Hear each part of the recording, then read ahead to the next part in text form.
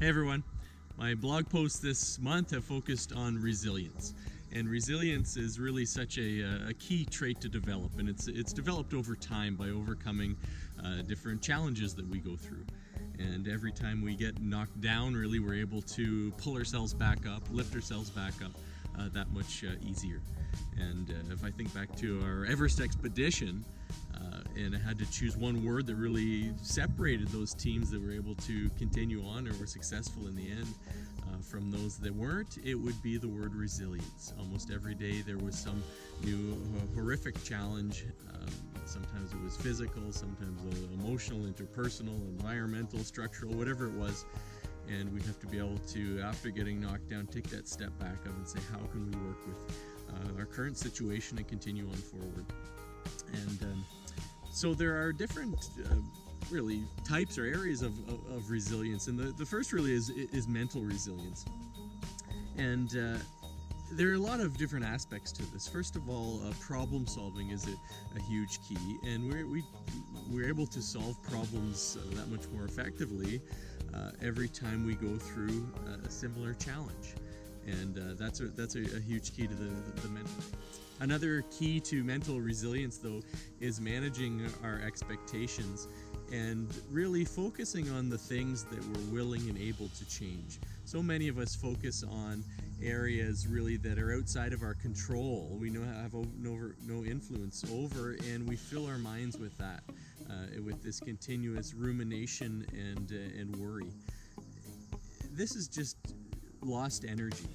And we really need to focus on areas that we have the ability to make a change and that we're willing to do. If we're not willing to actually make any positive changes, then it's better to just move on and focus on the areas that we are willing to change.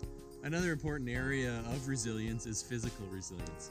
And this is really our body's ability to adapt to the changes and stresses we put on it. And this is also cultivated through exercise, through stretching, through flexibility, through balance. Some of the topics I've covered in previous blogs. If we go out there, and I'm guilty of this, if we go out there and put a huge stressor on our bodies that it's not used to, we're going to have injuries. And this is exactly what happens. And so we have to build up this physical resilience so we're able to handle the stress we put on our bodies.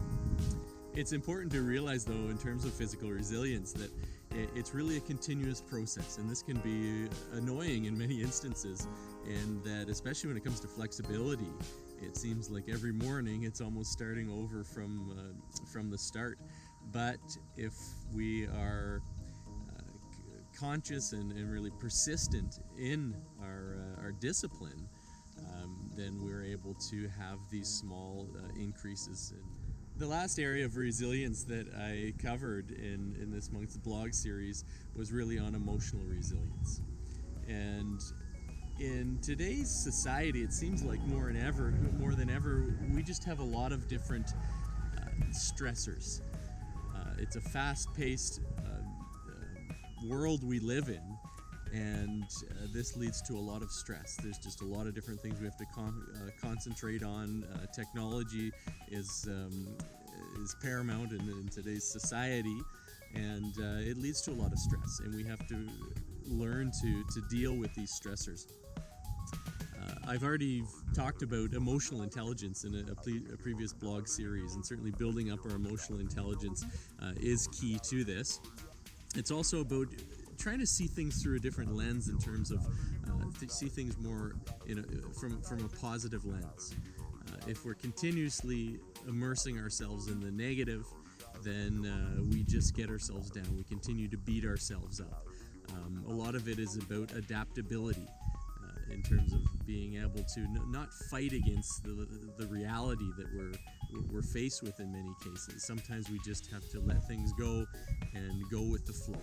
And that can certainly help us pick ourselves back up when we are faced with some emotional adversity. Having a support system in place and having others that we can rely on, that we can go to help build ourselves back up when it comes to emotional adversity is also key to emotional resilience. and also trying to see things from a different perspective. Often I try to see things from a humorous perspective. Don't take things so seriously. See things a little more in a lighter way, and this allows us to pick ourselves up and get back to an emotionally stable state that much quicker. When it comes to any of these areas of resilience, mental, physical, or emotional resilience, one of the keys really is to get out of our comfort zone, be continuously pushing ourselves to become better. It's a continuous, lifelong education and learning process, really, more than anything. It's when we give up that we stop developing. And so find a way, really, to get out of your comfort zone in any of these three areas. Out enjoying the epic 8-hour race hosted by Chico Racing. Great course.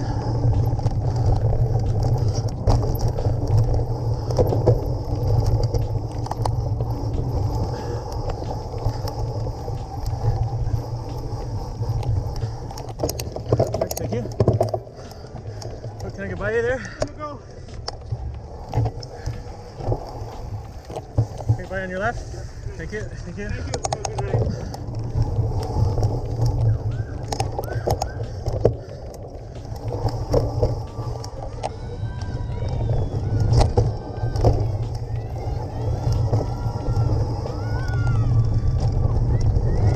This is my cheering squad.